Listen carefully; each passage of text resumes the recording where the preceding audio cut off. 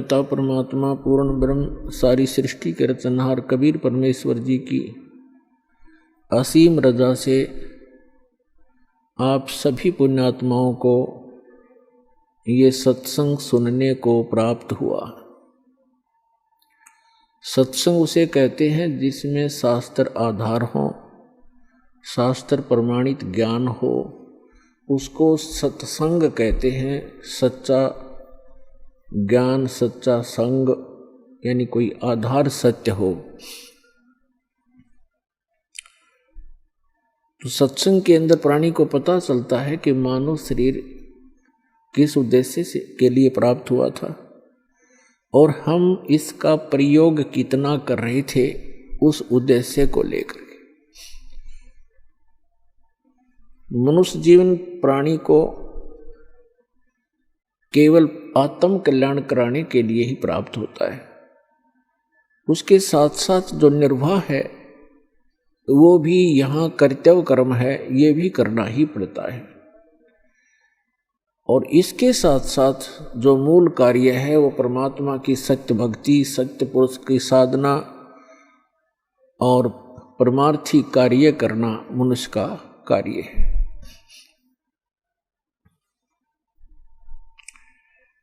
पुण्यात्माओं, सौभाग्य आप सभी का, आपका जन्म मनुष्य का ऐसे समय में है। अब आपका मोक्ष निश्चित है यदि आप सतलोक आश्रम में आकर के दीक्षा प्राप्त कर लोगे। आपको यहाँ सांसारिक सुख भी होंगे, क्योंकि हम भक्ति तभी कर सकते हैं जब हमारा जो माइंड है, हमारा दिमाग है, ये टेंशन फ्री होगा। और टेंशन फ्री कैसे होगा? परमात्मा के सहयोग से होगा। जिन कारणों से हमें परेशानियां हैं उनसे हमें टेंशन है।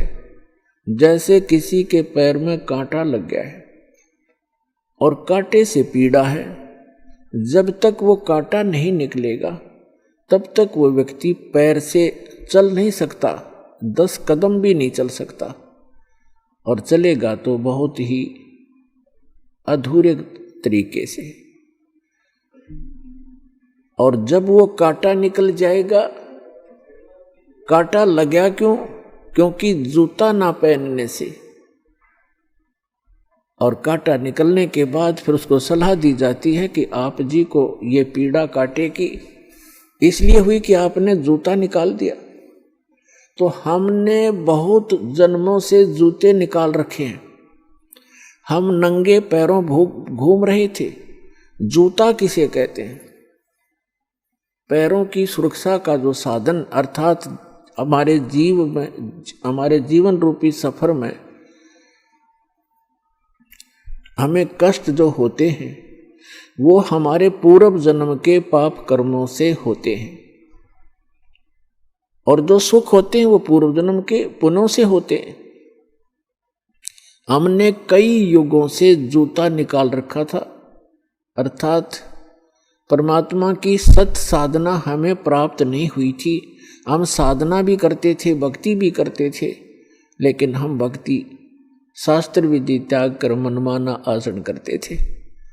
तो वो जो साधना थी, वो जो हमने प्लास्टिक की चप्पल पहन रखी थी, उनमें से आर पार कांटे निकलकर हमें लग भी रहे थे। हम सोच रहे थे हमने कुछ पहन भी रखा है, फिर भी कांटे लग रहे हैं। हमें ये नहीं मालूम था कि जो चप्पल हमने पहन रखी है ये कांटों से प्रोटेक्ट नहीं कर सकती। मोटी तली का जूता जो कांटों को भी मसलता हुआ चले, वो है सत साधना, शास्त्र अनुकूल भक्ति। तो पुण्यात्माओं, अभी तक हम सभी शास्त्र विधि त्याग कर मनमानी पूजाएं कर रहे थे, जो नकली संतों, आचार्यों, शंकराचार्यों, ऋषि महर्षियों, नकली महर्षियों से प्राप्त थी। और जिस कारण से हम युगों युगों से हमारे पैर कांटों से भरे पड़े हैं, यानी पाप कर्मों से हम सने पड़े हैं। उन पाप कर्मों से अब छुटकारा पाने का तरीका मिल गया हमें। अभी तक उन कांटों को निकालने का साधन किसी के पास नहीं था। सभी ये कह देते थे कि जो आपके प्रारब्ध में लिखा हुआ है, अर्थात आपकी किस्मत में जो लिखा हुआ है वो तो भोगना ही पड़ेगा। और साथ में ये भी सलाह देते थे कि भक्ति तो करते ही रहना चाहिए, भविष्य में आपको सुख हो जाएगा। तो पुण्यात्माओं, जिसके पैर में कांटा लगा हो और उसको कोई सलाह दे कि आपके पैर का कांटा तो निकल नहीं सकेगा, ये तो पैर में ही रहेगा आजीवन। अब आप जूते पहन लो, भविष्य में कांटा नहीं लगेगा। कांटा लगे पैर में जूता पहना ही नहीं जा सकता, यानी कोई टेंशन युक्त व्यक्ति भक्ति कर ही नहीं सकता। अब वो कांटा निकले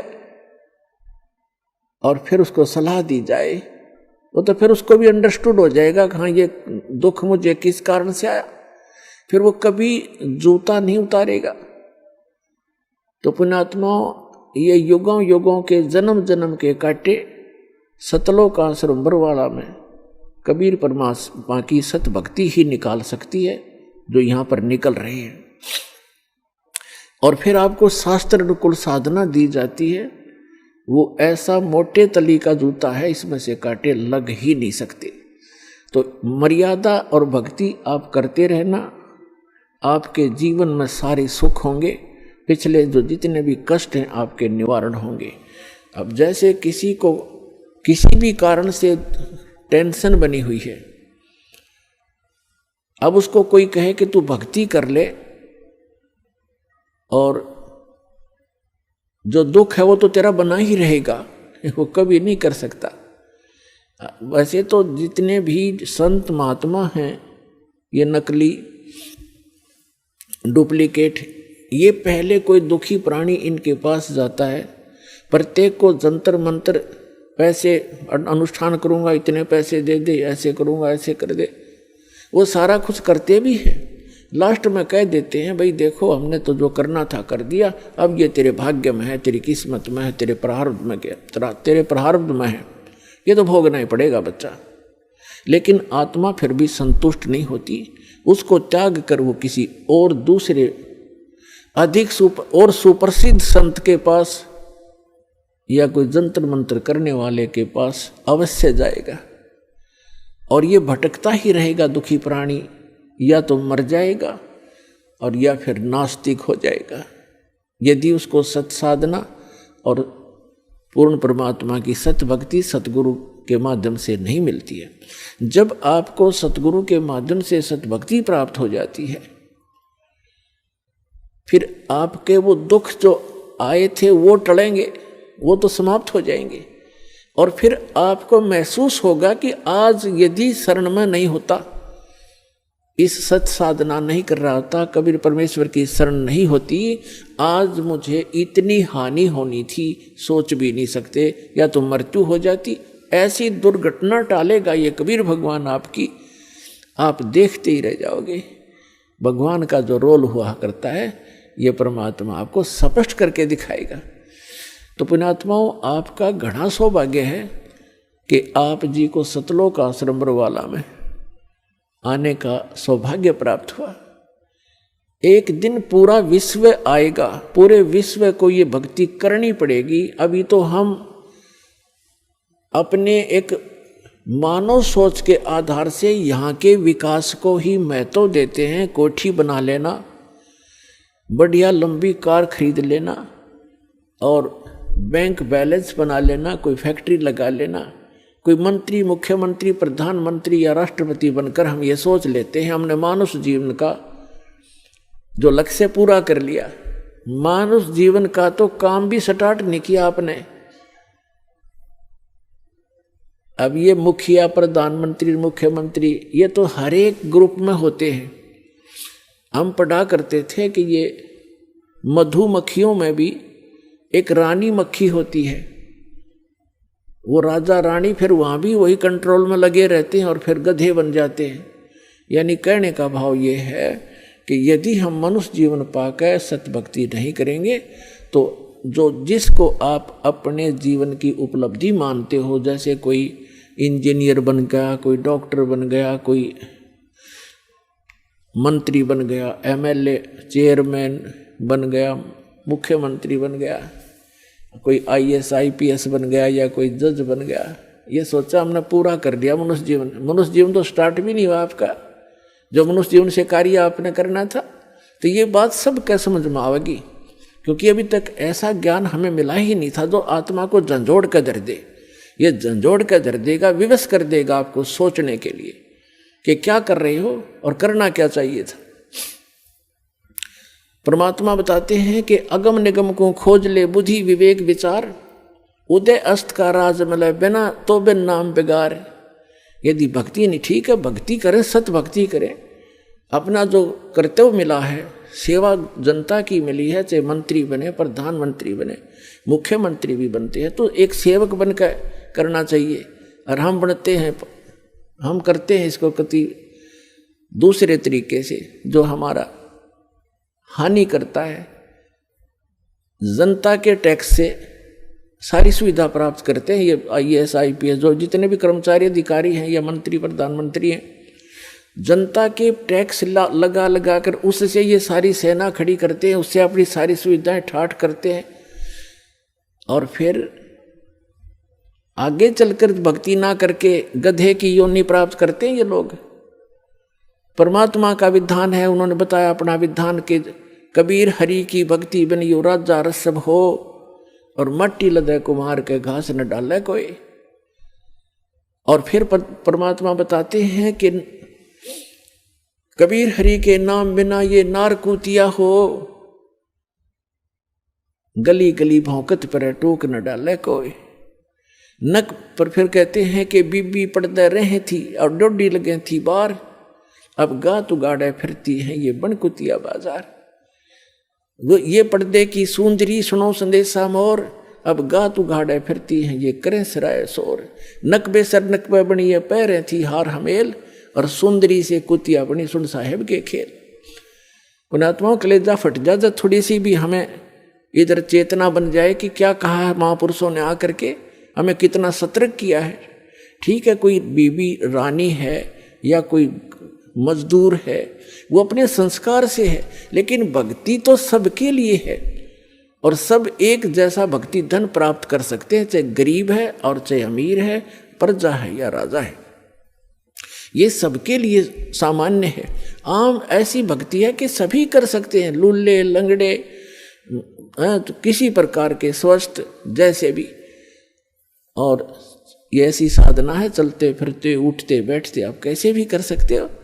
तो क्या बताते हैं कि जो बीबी पर्दे रहे थी, जो राजाओं की रानियां पर्दा में रहा करती थी, घर से बाहर नहीं जाने देते थे, बड़े घरों की इज्जत है, ये कहीं सत्संग में नहीं जा सकती, हमारी इज्जत बिगड़ जाएगी, और वह इज्जत फिर अगले जन्म में बिगड़ेगी, वह कुतिया बड़ी फिरे। भगवान ने बताया है, अपने विधान में बताया है, वो राजा की रानी, वो पर्दे में रहने वाली सुंदरियां अगले जन्म में कुतिया बनकर नगन फिर रही है। क्या बताते हैं, बीबी पर्दे रहे थी और डोडी लगे थी बार, वहां कोई जा नहीं सकता था, ऐसे चौकियां बना दी जाती थी राजाओं के घरों के सामने। अरे गात उगाड़े फिरती हो बड़के कुतिया बाजार। वो पर्दे की सुंदरी सुनो संदेशा मोर, अब गात उगाड़े फिरती हैं वह करें सरायों शोर। वो राजा की रानियां काजू किस्मस के हलवे खाया करते थे, झूठी खीर काजू किस्मस से बनी हुई छोड़ दिया करते थे, उनके नौकरानियां और उनके बच्चे खाते थे और मस्ती मारा करते थे। भगवान भजा नहीं, पूर्व जन्म की कमाई का नाश कर दिया, आगे चार्जर लगाया नहीं, पिछली बैटरी चार्ज रही तब तक उसके ठाठ रहे, और अगले जन्म में वही आत्मा जो रानी बनी हुई थी वो कुतिया की योनि में गई। अब क्या खा रही है? धर्मशालाओं के पास जाकर जहाँ अतिथि रुका करते थे, थोड़ा बहुत टूक डाल देते थे, रोटी का टुकड़ा ऐसे रेत में फेंक देते हैं। अब भी ऐसी ही स्थिति है। और वो कुतिया जो राजा की रानी थी, अब कुतिया बन के कहाँ काजू और किस्मस की खीर झूठी छोड़ा करती थी, आज एक टूक की तरफ खाने वाले के मुंह की तरफ देख रही है, कब तेरी तरफ एक टूक फेंके और ये टुकड़ा तू खावे। और जब उसको फेंका जाता है 10 ग्राम रेत साथ खाती है वो आज, उस एक टोक के साथ में, एक ग्रास के साथ।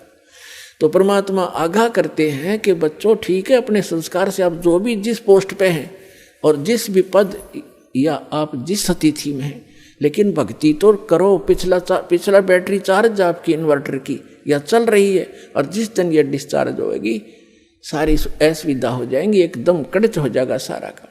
मंत्री, मुख्यमंत्री, प्रधानमंत्री कैसे मर रहे हैं, कितनी आशाएं लेकर चल रहे थे, 1 सेकंड में हेलीकॉप्टर से मृत्यु हुई, और क्या लेकर गए साथ।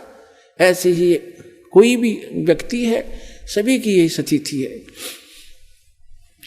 उसका विकल्प बताते हैं परमात्मा। भजन करो उस रब को जो दाता है कुल सब का। भजन करो उस रब का जो दाता है कुल सब का। उस परमात्मा की भक्ति करो जो पूरे विश्व का दाता है। श्रीमद् भगवत गीता अध्याय नंबर 15 के श्लोक नंबर 16 और 17 में तीन पुरुष बताए हैं। एक सरपुरुष, एक अक्षर पुरुष। सरपुरुष ये 21 ब्रह्मांड का मालिक है, इसको वेदों के ज्ञाता इसको ब्रह्म बोलते हैं।